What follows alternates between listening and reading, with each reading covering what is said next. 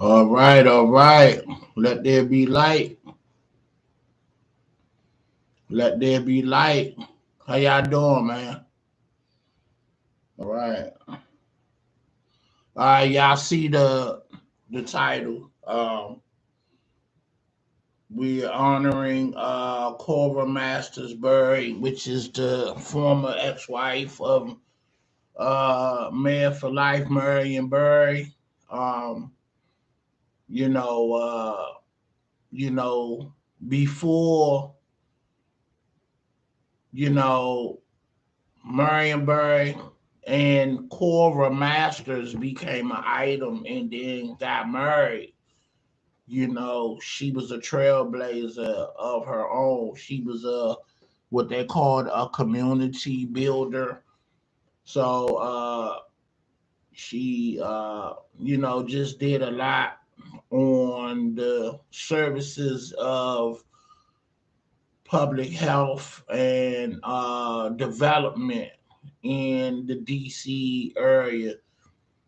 She is responsible for bringing Venus and Serena Williams here when they first came to DC. They'd have been here millions of times, over the years, but she was the first one that brought them here because she started uh, a Southeast tennis community center. It's like actually the only tennis court. Uh, like we have what we call the sports and multi complex, which is a community center with like a Olympic pool, track and field where they hold meets. Where she built a facility for tennis, uh, uh, uh, for it's a place where you train, they compete, and they develop future tennis stars right here in DC. And she is responsible for spearheading uh that facility. That's all her baby. And it's a private owned entity, and the city tried at one point to take it over, and um you know she went to war about it, and that is like a personal investment with partners that built that facility, and the city tried to take it over at one point, if I remember right. It was something about that. So she sits on the board, and she's a chairperson that basically call the shots, that what goes on there. And but before I get into what she did before Marion Barry, before she became his wife, she came on the scene when Marion Barry got busted in that thing with I forget that lady name, but she was from California, and she came and tricked Barry into smoking drugs, and Barry was there to make some loving, to get some loving, and so she was the one. And that's why Barry didn't get the book thrown at him, because he was coerced into smoking. He was trying to do what she wanted him to do, to for her, for him to touch her, basically make love to her. He wanted some sex, and she kept making it an issue. Come on, I want you to feel what I'm feeling. I want you to be floating where I'm floating. I forget that lady name, but she not relevant at this point. I don't even want to bring her up because she shamed our city by getting him to do what he did, and the FBI was, basically had a sting on him. You know what I'm saying? So, you know, it's I can go down the line of why Barry was targeted because one, he was powerful and he could do no wrong in this city. So, but I fought him by saying you can't be doing nothing shady, even if it's personal. That you doing anything you doing that's personal. You can't do it when you got rival candidates coming at you that want your position. You got to be on point at all times. So therefore, if there's a weakness that's discovered, it's going to get revealed. You know what I'm saying? And he was moving around too much and too long out here in DC, and he was aging, so he was losing the step.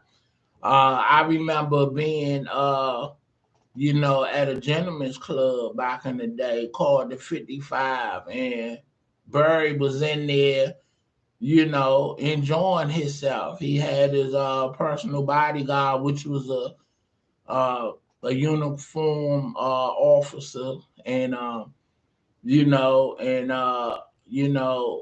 all the ladies was in there,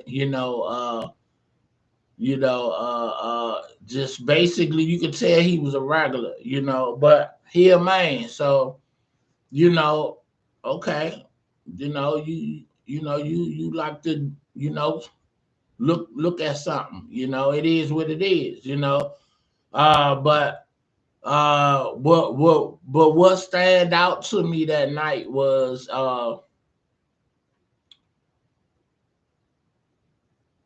the waitress lady that was getting your drinks and food together. Um, Bird kept messing with that lady. It's obvious she knew him already and might have had something, to do with him, in the past, but he kept, pulling on her far, come here, let me talk to you. And she kept saying no, leave me alone. So I think he pissed her off at some point and she ain't want nothing to do with him. And he was like, yeah, if I want to take you home with me, you be ready to go. And she was like, not now. You all shriveled up. I bust out laughing. He was like, hmm, you be surprised what I can still do. Don't sleep, So I'm assuming he was talking about all sex or whatever. I don't know.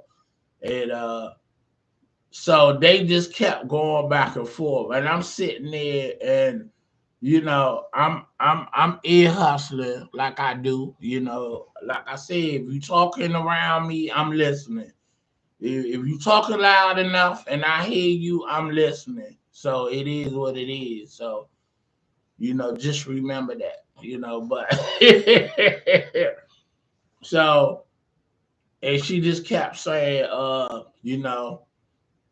I want to feel something, and so basically kept going at him about, you ain't doing that no more. You an old man and all this. And he was talking smack back to it. It was funny as hell. And maybe after 20 minutes of that with her, it was like he was there just to mess with her and get on her nerve while she attending to people and getting their drinks and stuff. And it was crazy. And so yeah, that's my Marion Barry story where I was like damn near two cheers from him at the bar at this gentleman's club. But it was crazy.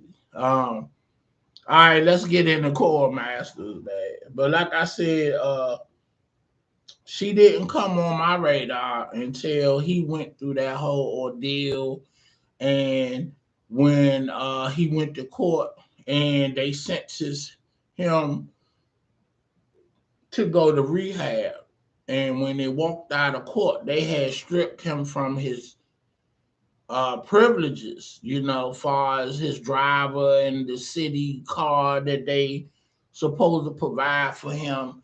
And so they were walking to the Wilson building to his office, and she had her mink coat on, and it was like a cold day. I mean, but not cold because they didn't have hats on. It's footage of that too. When they came out the court building, they were walking towards his office, and the cameras was following them. And she was looking good with her mink on. She was in the moment, like So this is my first time seeing her actually when she was with him, holding his hand, like I got you. Everybody has abandoned you, but I got you. So from that point on, I really respected her for holding him down like that. And then Barry, Marion Barry, Mayor for Life, went to the rehab, came back and won the next election. You feel me? And was back at it, running DC again. You know what I'm saying? And that's when I called him the comeback kid, and that's resilience. That's resilientness. I'm trying to say resilient. That's resilientness at its finest. I don't know if resilientness is a word, but for someone to be that resilient and that, determined that this DC is my baby. I done put blood, sweat, and tears here. I done got shot for this city. You know what I'm saying? In the 70s, Barry was shot, at the headquarters, the police headquarters, back in the day. And, that's some DC history right there. And, you know, so I just tip my hat to her for holding him down like that. But let's get some background on her, you know, before she became Mrs. Barry, you know.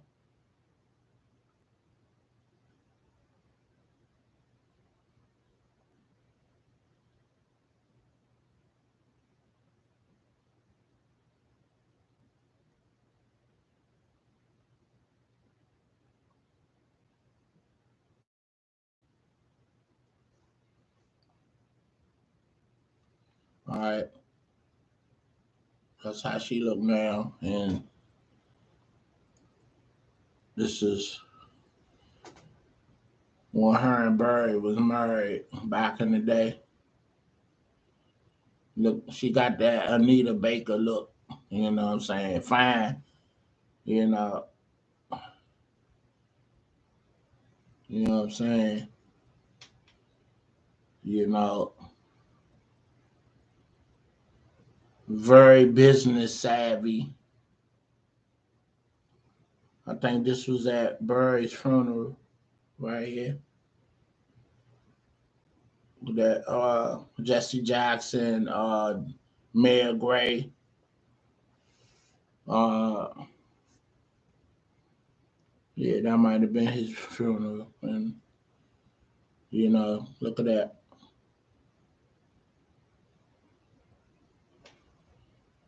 Yeah, she admired Barry and Marion Barry, Mayor for Life. You know what I'm saying? Yeah, she was stylish. You know, look at her and Barry. That's look like a gratitude kiss. Like, baby, thanks for sticking with me through the rough times. You know, that's a nice pic too. Just showing y'all some photos. You know, you know. I like to see a documentary on her, on uh how her and Barry, really, became an item, and what took place. And I just like to hear the love stories, and who stepped to who first, and what was the conversation like, who was the aggressor, you know what I'm saying? And spearheading,